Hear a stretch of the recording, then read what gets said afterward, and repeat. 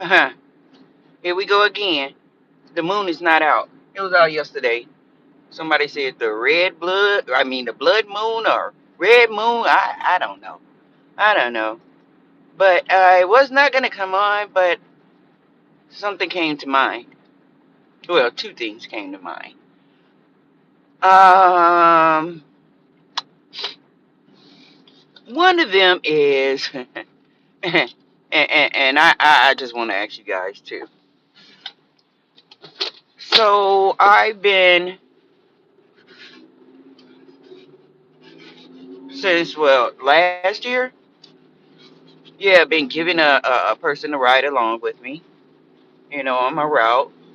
Not really doing their duties, as a monitor or what do you call it, attendant. Just sitting back, just chatting, chit chatting away. Uh, but this person believes because they've been with me over the last couple of months that we are buddies. Now the question I'm asking is, at what point do you consider somebody to be your buddy or friend or whatever acquaintance? Um, Hey, how's it going, Chance? Nice to see you. Nice to see you. At what point do you consider them to be your buddy? And me, it's a long, drawn out process. Everybody I meet, I could be cool with them, but they are not on my buddy list. You know what I mean? I think in my mind, the way I do it, my buddy becomes somebody I have known for at least a year. A year, and we've been together and we've been doing things. That's what I call my buddy. Not somebody that off and on for the last what for the last 3 months. What is this, March? Yeah, since oh, wait a minute, was it November last year? I don't even know, I forgot. Anyway, so the reason I say this is because everyone that comes through our door, I have a work cell phone, and their number is in there. And this is how I communicate with this person, this monitor lady. I call her the cruise lady. This is how I communicate with her and anyone else that works there. And she mentioned to me yesterday, she said, I'm joking, but I don't think she was. You say, how's it going? It's going good. I went to a kid birthday party yesterday. They paid me to be there. Oh, they did. What were you doing? Were you performing? Did you do some artwork or entertainment? What? So she mentioned yesterday, she was like, yeah, yeah, I see that, yeah, I got your number, but it ain't your personal number. You ain't gonna give out your personal number. That's one thing I know about you. Ma'am, where did that come from? Was that something that you had deliberated over the weekend? Was that something that ran through your mind or came to your dreams? My personal number? My personal number. And for those who got my personal number, they will tell you. Even if they did have my number, no, most of the time I don't even answer my phone. I text every now and then, but other than that, no. Unless we are meeting up somewhere and we gotta communicate. But she was like, "Yeah, I don't have your personal number, ma'am. I don't know you like that." Actually, I was being funny and signing autographs, and I did some karaoke. Oh, okay, that's what's up. Being funny. Oh, you was a comedian, huh? I bet those kids loved it, didn't they? I'm glad this rain came down because that dust from the lot on this car, mad. Looked like I was doing like a, what do you call that? Monster truck in the mud type thing. Okay, cool. So, I laughed it off. And she was like, oh, yeah, I was just playing. I was like, no, you ain't. Because you brought it up. No one gonna, you're not gonna get my personal number because I don't need another person to call me and annoy me. It's bad enough we got telemarketers that got our phone numbers and email address. We don't, and it's just circulating out there. Now I need somebody else to be a bugaboo on my phone. I had to block my ex every time I look, calling from a different number. Like, what the heck? What is going on? But you know me, I found out why the different numbers. So I blocked them.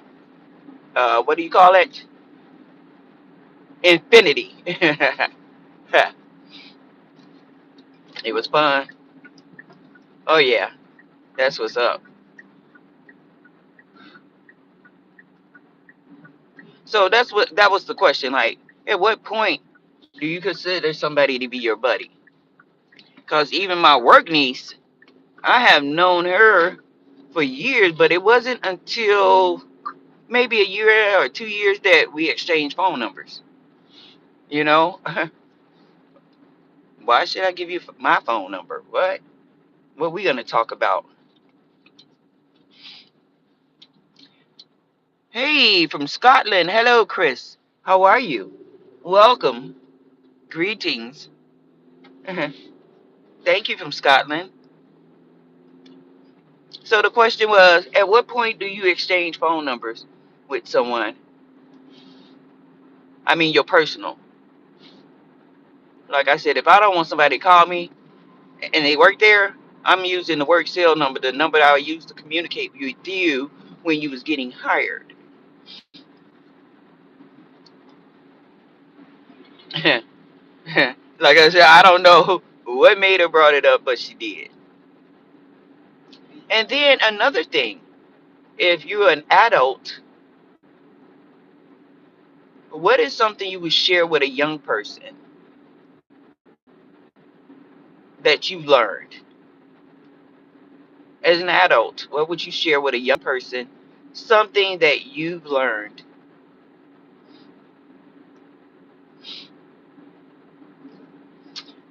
Me personally, I would say ask a lot of questions. Whatever it is you're trying to achieve in life, ask a lot of questions. Don't just sit back and say, oh, I want to be a scientist. Ask questions about what scientists do. A day in the life of a scientist. I want to be a professor at a college. Ask a professor about a day in the life as a professor, or an officer, or a judge, or something exciting like a bus driver. I had to throw that one in.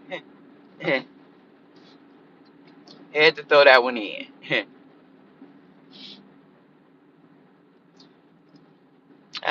What else?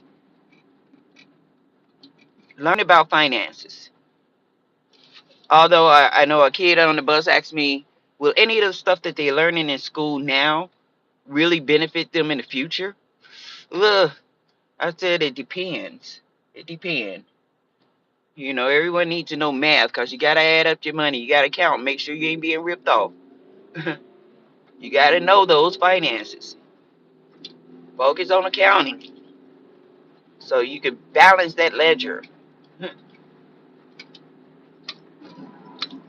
Learn about investing if you want to go into real estate, stocks, things of that nature. What else? Learn about interest rate because a lot of time you get something that is at a good deal, but then when you look at the fine print and see the interest rate, and a lot of young people like interest rate, what is that?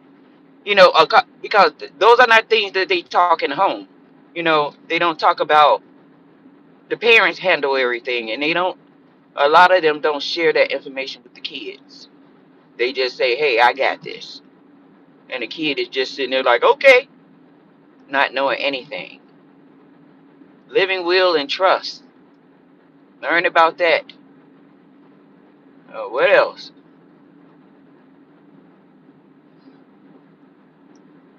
Oh, that's cool. If you want to be an entrepreneur, or you want to be, what do they call them? Independent contractor. That means that you work for yourself. So how do you pay your taxes? You can't get paid and don't pay taxes. That's crazy. You have to report everything. I mean, almost everything. I feel like if you getting cash, that's your money. If you getting a paycheck, yeah, you getting cash, that's your money. Why is they trying to dip, dip, dip? And it's not they, it's them. You got money, leave mine alone. That's how I feel. What else? Oh, most people, young people, they want to drive cars. Yes, they do. They can't wait to take driver's ed. They can't wait to get behind the wheel. But I'm just gonna let you know, you putting yourself in more harm than good. Because it doesn't have to be you. It could be the other ID 10Ts out on the road that ain't caring about nothing. The reason I say that because a lot of these young kids, last year they was freshmen, this year they sophomore, and they already driving Audis, the parents' Tesla, the Bugattis.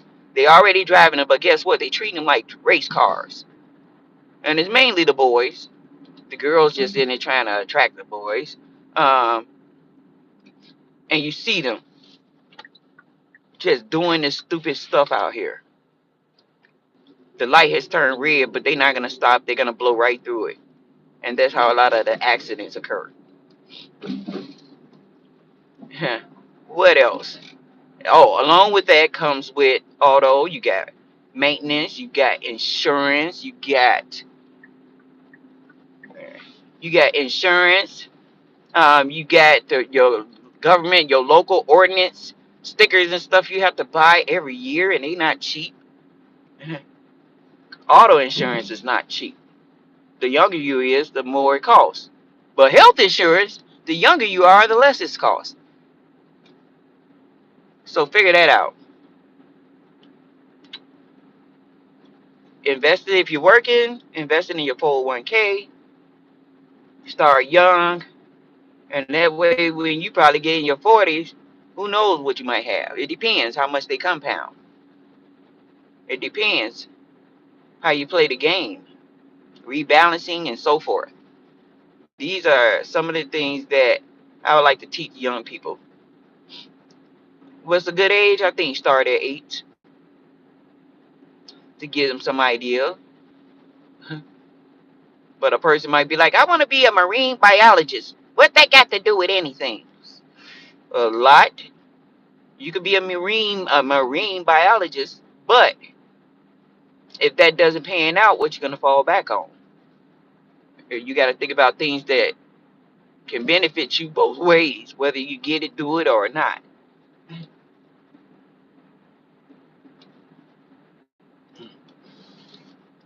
See, if you grow up in a house where they don't talk about real world stuff, real world issues, and you're gonna be lost because right now you getting the sugar coated version,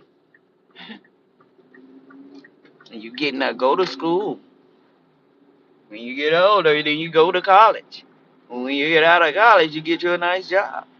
And when you get you a nice job, you move up in the corporate world. And when you move up in the corporate world, you might own a corporate. Nope. How I pay my taxes, me and my roommate do half and half. Your roommate is in business with you? When I say in taxes, like you just did that gig, right? And they paid you. So how do you know what percentage of tax you got to pay to the federal? What percentage tax you got to pay to the state if they're state taxes? What percent you got to pay to Social Security? What percentage you have to pay to Medicare? Those are the things. And Anything extra? What percentage you want to go into your 401k if you got one? Those kind of things.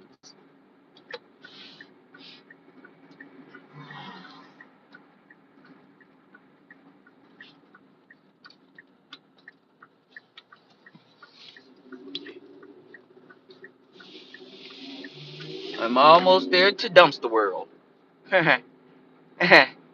Yeah, those are the kind of taxes I'm talking about. The one they take out every paycheck. And at the end of the year, promise to deliver you some of it back. But that's a lot. That's why I said math is important. For instance, I'm just using this as an example. If I paid out, this included property tax, um, federal tax, state tax, all of those over the year, or over the course of a year, and you pay out 13,000 or more, which is minuscule for the people that live out here, because they property tax costs more than some people's salary. If you pay $13,000 a year in taxes, but when you file your taxes because you're single, they want to try to give you something under $1,000. You like, oh, wait a minute, wait. That math not mathing. Why if I paid out, shelled out 13K, and you talking about under 1K to give back? What happened to the rest of the money? These things are some things that you as young people have to figure out and know. Because right now, no matter where you at, everybody got their hands out. Everybody being greedy. Everybody want a little bit of this and a little bit of that. And you better watch. Sitting up there walking like a Oompa Loompa. Everybody wants something. Hands is always held out. And you the one going doing the grinding. You getting up early, doing all of this, but yet federal, state, Medicare, social take your money before you can even see it. It don't make sense, do it? Nope, it don't. But I'm telling you, these are the things as a young person you need to learn. It's okay you want to have fun, but get real, because one day you're going to get older, and then you're going to be wondering, where did my life go?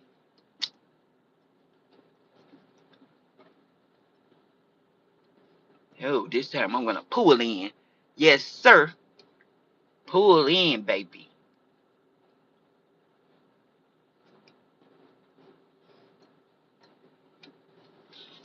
Pull into your spot like it should have done. Yeah, girl. It's much easier. I like it when I can do this.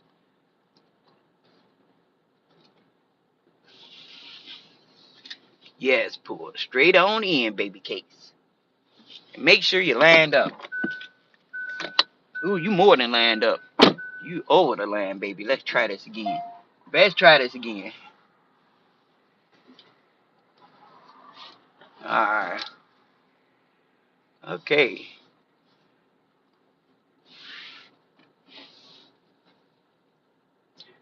Alright. Don't go over the line. There we go. Alright. So unparked. Thank you. I have a Hellcat and a motorcycle, and I have one of those slingshot cars. So you have three vehicles that, of course, you have to pay insurance on, right? What the heck is a? I think that was off of Willy Wonka or something. My roommate do business with me. Yes, he do. Mm. But yeah, so you got three vehicles, and the question, why you need three? Insurance should be high on your end. I mean, you'll be working just to pay insurance, right?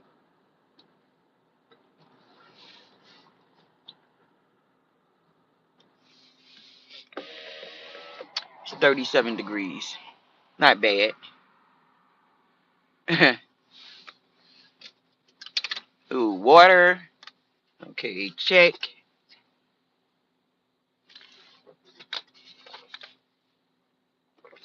Got my water. Get my phones.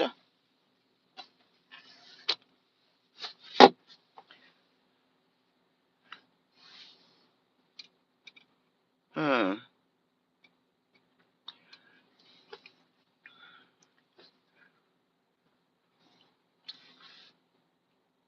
yeah, I know. You know, at one point, what did I have? One, two, two, three cars? Yeah. And realize for what? If anything, you need two. In case one mess up, you got the other one, backup. But three? And thank you for that because a Hellcat. I don't know, a Hellcat and a slingshot. Which one is the slingshot? Is that the one with the one wheel in the front and the two in the back? And what is a Hellcat? I heard of both, but I think I get them mixed up. My roommate took my Hellcat, so I can use transportation. Alright, so what's the difference between the Hellcat and the slingshot?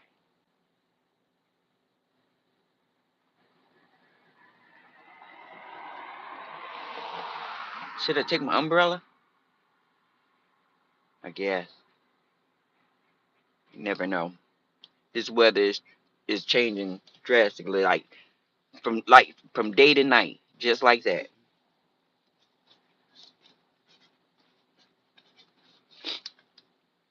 What's the difference between a Hellcat and a slingshot? I know I could look it up and probably get an answer quicker. I appreciate you being here, Chance.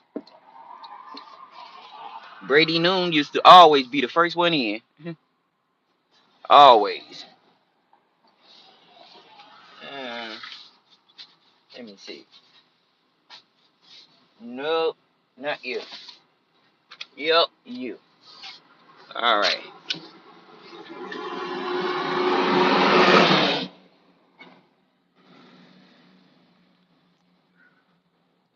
Okay.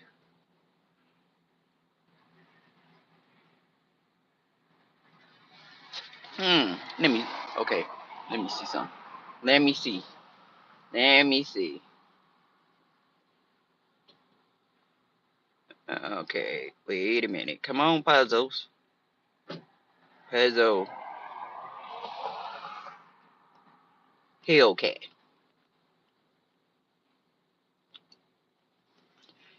Show me a picture of a Hellcat.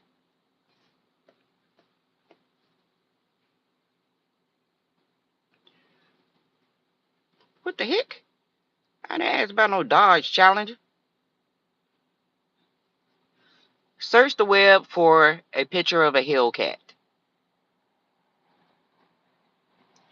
Images of the Dodge Hellcat, including Challenger, Charger, and Durango models, display aggressive, high-performance American muscle cars. They often feature wide-body kits, distinct hood scoops, and the SRT Hellcat emblem. You can find them in searches on sites like Shutterstock, Getty Images, and Adobe Stock. Okay, Brucey. So summer is your favorite season? Spring and fall is mine.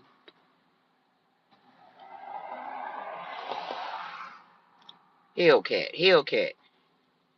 It just talk about muscle cars. That muscle cars are Hellcats.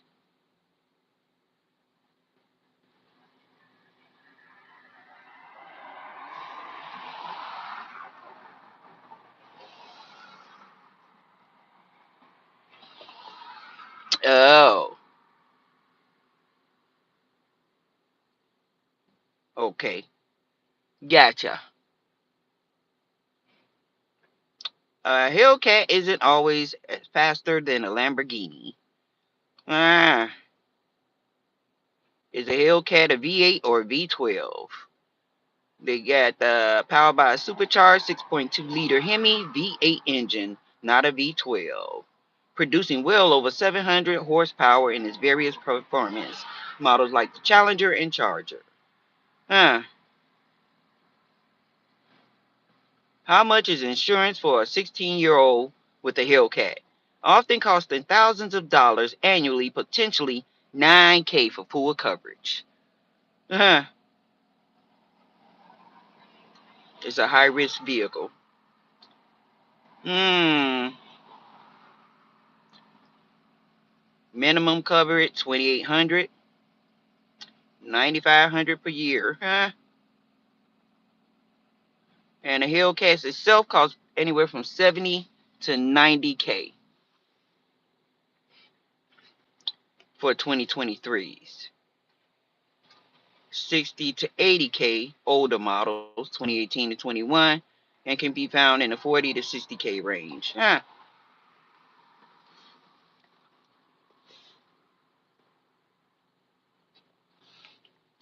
The Hellcat is the name of the engine in those cars. Okay. I was just checking. I was just checking. I wasn't sure. Because I think one of my coworkers, I think that was a slingshot. Yeah. That's what she had. A slingshot. Two of them. And one of them, she had some sounds on it. It was so good. She was blocks away, and you could hear it so crisp and clear. Mhm. So crisp and clear.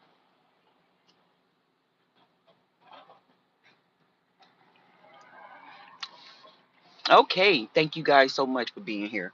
I know pretty soon my alarm is going to be going off telling me to get inside, which I must obey to start my day. And I'm going to sing to myself, it's a beautiful morning. Well, I think I'm going to take a walk outside. Outside. Okay. What else going on? I appreciate you being here, Bruce. Um, Chance, and the person from Scotland. Where is he? Oh, that was Chris. Thank you so much, Bruce, Chance, and Chris. Thank you for being here. I appreciate you guys. Bruce is on the loose.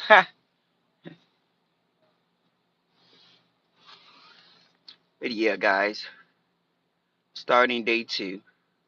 That's a shame. You work 45 hours a week and you get 2 days, 2 days to rest. And on that first day, you don't be want to do nothing because you're so tired from the 5 days that you had to work.